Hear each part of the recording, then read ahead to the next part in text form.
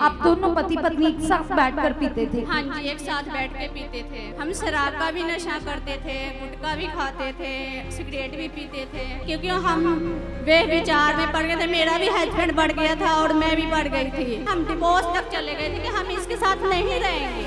हमारे घुटने में फ्रैक्चर आ गए थे, तब चपनियाँ जो होते हैं वो चपनियाँ उतर गए थे। मैं चल ही नहीं पाती थी मंगड़ा के। इस भाई का नाम राजेश है, साथ में इनकी वाइफ है पूनम, और ये अमृतसर में रतन सिंह चौक के रहने वाले हैं। तो साथ में इनके बच्चे हैं। तो आइए इनकी टेस्टमनी को सुनेंगे कि जब ये प्रभु में नहीं थे तो उस समय कैसे इनके जीवन में हालात थे, क्या क्या चल रहा था, और जब ये प्रभु के पास आए तो कैसे इनकी लाइफ बदली, कैसे इनका जीवन बदला और आशीष आए। तो आइए हम भाई से बात करते हैं। तो ब्रदर जी, सबसे पहले आप अपनी गवाही को बताइए कि जब आप प्रभु में नहीं थे तो कैसे हालात थे, कैसे आप और आपकी पत्नी के बीच में झगड़ा रहता था? जैमसी के पापा जी के, जैमसी के मम्मा जी के, जैमसी के सारे कलेसिया के, जैमसी के। जैसे कि भाई आपने लिखवाया अपनी गवाही में कि हालात ऐसे थे कि आपने लिखवाया कि आप दिहाड़ी करते थे, मात्र 400 रुपए कमाते थे। यस। और 400 में कुछ तो दवाइयों पर ही खर्च हो जाते, कभी बीबी बीमार हो जाती, कभी बच्चे बीमार हो जाते, कभी आप खुद बीमार हो जाते, ऐसा ही आपके साथ चल रहा था। Yes. और जो बाकी के पैसे बचते थे वो आप शराब पीते थे। और आप कितनी शराब पीते थे ये बताइए? बहुत ज़्यादा पीते थे, एक बोतल पीते थे। एक दिन में एक बोतल खत्म एक कर दिन, देते। हाँ जी। और आपने ये भी लिखवाया कि शराब पीने के बाद वाइफ से झगड़ा होता था। बहुत ज़्यादा होता था। और खुलकर अपनी गवाही बताइए अपनी वाइफ के बारे में भी। जैमसी के पापा जी, जैमसी के मम्मा जी, जैमसी साड़ी कलीसिया को। जब हम संसार में थे सिस्टर, तो हम बहुत सारे हालातों में थे। जिस तरह की प्रॉब्लम ये था कि गरीबी थी और बीमारियां ऑलरेडी होते थे। कभी मेरे बच्चे बीमार, कभी मैं बीमार, और हमारे जीवन में नशे थे। हमारे खुद के जीवन में नशे थे, हम खुद नशे करते थे। आप कौन सा नशा करते थे सिस्टर ये बताइए? हम शराब का भी नशा करते थे, गुटखा भी खाते थे, सिगरेट भी पीते थे, मतलब हम ये सब नशा करते थे। शैतान आपके पति और आपकी लाइफ में, आपके पूरे परिवार में बुरे तरीके से काम कर रहा था। आप दोनों पति पत्नी एक साथ बैठकर पीते थे? हाँ जी, एक साथ बैठ के पीते थे। और फिर उसके बाद पी के बहुत सारी लड़ाई झगड़ा मारपीट बहुत होता था, बहुत ज्यादा आपके बीच में कलेश होता था। हाँ जी। और आपने ये भी लिखवाया कि आप भी नशे में इतनी ज्यादा धुंध हो जाते थे, आप इतनी ज्यादा मतलब उस लस्ट में जा चुके थे कि ना ही तो आपको आपके घर की चिंता होती थी, ना पति की, ना बच्चों की। ऐसा ही था सिस्टर? ऐसा ही था, क्योंकि हम किसी को, ना ही हम बच्चों को भी देखना चाहते थे, क्योंकि हम वे विचार में पड़ गए थे। मेरा भी हस्बैंड बढ़ गया था और मैं भी बढ़ गई थी। हमें कोई भी मतलब बच्चों से भी नहीं होता था, हम पति को भी नहीं देखना चाहते थे, और हम अपने ही पाप में हम डूब गए थे, हम वे विचार में चले गए थे। क्योंकि कलीसिया जब इंसान परमेश्वर के पास आता है तो वो पवित्र बनता है, जैसे कि बाइबल बताती है, पवित्र कलाम बताता है। क्योंकि उस समय ये बहन पाप के कंट्रोल में थी, दुष्ट आत्माएं इन्हें चला रही थी, और इसीलिए इन्हें अपना वो जीवन बताने में कोई शर्म नहीं आ रही, क्योंकि परमेश्वर ने इनको बदला, परमेश्वर ने इनकी लाइफ को बदला। तो सिस्टर आप और भी बताइए कि आपने जैसे बताया कि आपके पति भी व्यभिचार में थे, आप भी जा चुके थे, और बच्चों को देख नहीं रहे थे, और बच्चे भी ऐसे ही दुखी रहते थे, रोते रहते थे, क्योंकि ना ही तो आप अपना घर समेटते थे, ना ही घर का काम करते, ना रोटी बनाने की फिक्र, ना स्कूल भेजने की फिक्र। इस तरह से आपके साथ चल रहा था।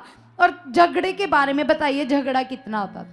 बहुत झगड़ा होता था, इतने झगड़ा होते थे कि ये भी बहुत मारता था, और कई बार हमारे भी हाथ उड़ जाते थे, हम भी बहुत मारते झगड़ा करते थे। बच्चों को मैं छोड़ छाड़ के भाग जाती थी, मैं 3-4 दिन के लिए मैं मैके चली जाती थी। फिर पीछे से इसने फोन, बच्चों ने रोना, मम्मी आ जा, मम्मी आ जा, फिर मैं आ जाती थी बच्चे करके। नहीं तो हमारा तो बिल्कुल नहीं रहने, हमारा यहाँ तक था कि हम डिवोर्स तक चले गए थे कि हम इसके साथ नहीं रहेंगे, हमें नहीं रहना, हमने अलग कहीं तो शैतान आप देख रहे हो कलीसिया किस तरह से लोगों के घरों को तोड़ देता है, पति पत्नी के बीच में झगड़े डालता है। और ये बताते कि अशांति भरा जीवन ये जी रहे थे, जैसे एकदम नर्क भरी लाइफ होती है उस तरह से ये अपनी लाइफ को जी रहे थे। तो सिस्टर आपने बताया कि इसके साथ साथ आपके घुटने में भी प्रॉब्लम थी, क्या प्रॉब्लम थी वो भी बताइए। हमारे घुटने में फ्रैक्चर आ गए थे, तब चपनियाँ जो होते हैं वो चपनियाँ उतर गए थे। कौन से घुटने में? ये घुटने में जो आपका बायां घुटना है, हाँ जी, लेफ्ट घुटना है, हाँ जी, उसकी चपनियां टूट चुकी थी थी और आपसे चला नहीं जाता था। नहीं चला जाता कैसे था। चलते थे, थोड़ा सा चलकर बताइए। मैं चल ही नहीं पाती थी, मैं बैठ भी नहीं सकती, बैठ भी नहीं सकती थी, मतलब मैं बिल्कुल भी लंगड़ा कैसे चल। तो कलीसिया आप देख रहे कि कितनी ज्यादा सीरियस प्रॉब्लम थी, सीरियस तकलीफ में थे ये बहन, क्योंकि शैतान ने जीवन तो खराब किया ही था, साथ ही में ये सीरियस बीमारियां भी दे दी। और जब किसी इंसान का घुटना खराब हो जाता है तो ये एक बहुत ही भयानक और सीरियस बीमारी होती है कलीसिया। तो फिर डॉक्टर ने आपको क्या कहा था इस घुटने की प्रॉब्लम के लिए? डॉक्टर ने तो ऑपरेशन ही बताया था, तो कोई सियाने के पास भी बोलते चली जाओ, कोई ये कराओ, कोई वो कराओ, कोई पूजा कराओ। जब हम संसार में थे तो हम ये सब चीज़ें बहुत किए, डॉक्टर से भी ऐसे हमने इलाज भी बहुत सारे करवाए थे, हमें कोई फर्क नहीं पड़ा था। आप ओझा के पास गए, जैसे ही कोई कहता था कि इसके पास जाओ उसके पास जाओ, डॉक्टर के अलावा आपने बहुत सारा कुछ किया, पूजा की, सब कुछ कर कर देख लिया, धार्मिकताएं की कि आपको आराम मिले, लेकिन कहीं से कोई आराम नहीं मिल पा रहा था। और जो घुटने की प्रॉब्लम थी, इससे ना चला जाता, ना उठा जाता, ना घर का काम कर पाते थे, लगातार बिस्तर पर रहते थे और बहुत सारा रुपया आप खर्च कर चुके थे। करीब कितने बाबाओं के पास आप गए होंगे ये बताइए? मैं करीब 5-6 बाबाओं के पास चली गई थी और बहुत सारे डॉक्टर्स भी चेंज हाँ किए। जी, बहुत चेंज किए थे। तो घर में गरीबी कितनी थी, थोड़ा सा ये बताइए। गरीबी तो सिस्टर बहुत ज्यादा थी, मतलब कि कुछ भी नहीं, आज आटा नहीं तो चावल नहीं, चावल तो आटा नहीं, मतलब बहुत ज्यादा गरीबी थी। तो कलीसिया आप सुन रहे हो इनके जीवन के बारे में कि कितने दुखी थे ये परिवार, कितने ज्यादा हालात में। जैसे इन्होंने अभी ये कपड़े डाले ना, ऐसा बिल्कुल नहीं था ना, कुछ नहीं था हमारे लाइफ में, ऐसे कोई अच्छे कपड़े, अच्छी जीवन कुछ भी नहीं था, क्योंकि हम पाप में थे, हमें अच्छे जीवन के बारे में पता ही नहीं था। तो आप सुन रहे हैं इनके जीवन के बारे में कि प्रभु यीशु मसीह के पास आकर कैसे लोगों की सोच बदल जाती है, जीवन बदल जाता है। तो ये बताते कि ये जी तो रहे थे, एक बोझ भरी लाइफ जी रहे थे। जैसे प्रभु यीशु मसीह ने कहा, हे बोझ के नीचे दबे लोगों मेरे पास आओ, मैं तुम्हें आराम दूंगा। तो इनके जीवन में ये बीमारियों का, हालातों का, दुष्ट आत्माओं का बोझ था। और ये बताते कि उस समय आपके पति मतलब 400 रुपया कमाते थे, आपने जो लिखवाया। हाँ जी। तो 400 में कलीसिया आप सुन रहे हो कि घर का गुजारा करना बहुत ही मुश्किल था। और इसके अलावा तो ये शराब पीते थे पति पत्नी, तो आधे पैसे तो ये शराब में ही वेस्ट कर देते थे, बीमारियों में वेस्ट कर देते थे। तो गरीबी बनी हुई थी, बच्चे भी स्कूल नहीं जाते और ना ही ये पति पत्नी अपने बच्चों से बोलते थे कि तुम स्कूल जाओ, बिल्कुल भी ऐसा नहीं था जैसे एक अच्छा माता पिता अपने बच्चे के अच्छे जीवन के बारे में सोचता है। तो बताते कि बच्चे एक दिन स्कूल गए तो 4 दिन घर रह गए, ऐसा इनके बच्चों के साथ चल रहा था। पूरी तरह से बच्चों का भी भविष्य खराब था। और फिर सिस्टर आप यहाँ पर कब और कैसे आई ये बताइए? 5 साल पहले। 5 साल पहले आप यहाँ सुखपारा मिनिस्ट्री में आए, आपके पड़ोस में किसी ने आपको गुड न्यूज दी? हाँ जी, हमारी सिस्टर जिसके घर में हम रहते थे, दीपिका सिस्टर, उसने हमें गुड न्यूज दी थी। आप रेंट पर रहते और आपने बताया कि उन्होंने आपको गुड न्यूज दिया क्योंकि वो यहाँ से जुड़े हुए थे और आप उनके जीवन को देखते थे और आपको अचंभा होता था कि ये कैसे अच्छे जीवन को जी रहे हैं। तो उन्होंने जब आपको बताया तो आप यहाँ पर आए और जैसे ही कलीसिया इनके लिए ले हैंड प्रार्थना होती है, इस बहन के लिए और इनके पति के लिए, और उसके बाद वो शैतान इन पति पत्नी की लाइफ को छोड़कर हमेशा के लिए चला जाता है कलीसिया। और उसके बाद सिस्टर आपने कभी वो शराब नहीं पी? नहीं, उसके बाद हमने कभी शराब नहीं पी, ना ही सिगरेट, ना ही गुटखा, कुछ नहीं किया। और जो व्यभिचार था उसी दिन से आपने मन फिरा लिया, आपके पति ने भी, आपने भी।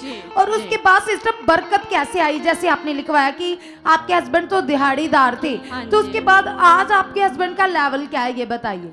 आज खुदा की दया हुई, कृपा हुई कि आज मेरा पति अपने ठेकेदार बन गया है। कितने बंदे इनके अंडर काम करते?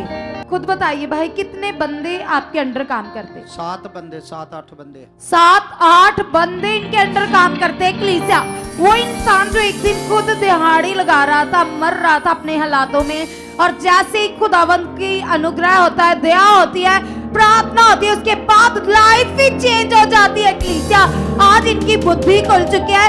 परमेश्वर ने इतनी ज्यादा बुद्धि समझ दे दी है कि आज ये ठेकेदार बन चुके इसी काम के, और इनके अंडर दूसरे लोग काम कर रहे हैं। कलीसिया, तो आज आपकी इनकम कितनी है ये बताइए? इनकम बहुत ज्यादा है, खुदा का ऐसे अनुग्रह है, बहुत ज्यादा इनकम है। एक दिन में आपने लिखवाया कि आप 2000, 2500, 3000, कभी कभी 5000 भी एक दिन में कमा। 5,000 भी हो जाता, कभी 10,000 भी हो जाता। हालेलुया! तो ये कैसे हुआ कलीसिया? कैसे परमेश्वर ने इन्हें ब्लेस किया? जब इन्होंने अपना मन प्रभु यीशु मसीह को दिया, तो सबसे पहले नशे गए, इन दोनों की शराब छूटी, व्यभिचार से ये बाहर आए, पवित्र जीवन को जीना शुरू किया, और अब कोई झगड़ा नहीं होता। भाई बताइए। कुछ भी नहीं होता झगड़ा, अब नहीं होता। आपके घर में शांति, और बहुत प्रार्थना कितनी शांति, करते हो आप? बहुत इकट्ठे बैठकर प्रार्थना कितनी करते हो? 1-1 घंटे, 2-2 घंटे हो जाते। 2-2 घंटे इकट्ठे बैठकर पूरा परिवार प्रार्थनाएं करते हैं। इतनी ज्यादा बरकतें, आज इनके घर में किसी चीज की कमी नहीं है। परमेश्वर ने इन्हें अच्छे घर से, अच्छे फर्नीचर से, अच्छी गाड़ियां से ब्लेस किया है। कलीसिया, तो परमेश्वर ने इनका टोटली जीवन बदल दिया है। कलीसिया, तो सब जन हाथों को हिलाते हुए, तालियां बजाते हुए इस जीवित काम के लिए, इस बड़ी टेस्टिमनी के लिए कि कैसे प्रभु के पास आकर घराने बदल जाते हैं, परिवार बदल जाते हैं, दुष्ट आत्माएं चली जाती है, और लोग बड़ी बड़ी गवाहियों से आते हैं। कलीसिया, सब जन जबरदस्त तालियां बजाइए, तालियां बजाते हुए, हाथों को हिलाते हुए इस जीवित काम के लिए परमेश्वर की महिमा करेंगे, खुदा के दास का धन्यवाद करेंगे, जिनकी प्रार्थनाओं के द्वारा लोगों को ये नया जीवन मिलता है। हालेलुया! आप भी चाहते हो ऐसे कामों को अपने जीवन में, तो आप भी यहाँ आ सकते हो सुखपाल राणा मिनिस्ट्री में, ताकि आप भी अपनी आशीष, छुटकारा पा सको, चंगाई पा सको। हमारे चर्च का पता है GT road, Manawala, Delhi public school, new bypass, Tarn Taran road, Rajewal Chowk. आप अगर दूर से आ रहे हो या किसी दूसरी स्टेट से आ रहे हो, तो आपको 2 या 3 दिन तक यहाँ चर्च में रुकना होगा, ताकि हम आपको वो बातें बता सकें जिससे आपका निश्चय छुटकारा होगा। ये हमारे हेल्पलाइन नंबर्स हैं। आप इन नंबर्स पर कांटेक्ट करके यहाँ चर्च में आ सकते हो, प्रार्थना करवा सकते हो। God bless you all.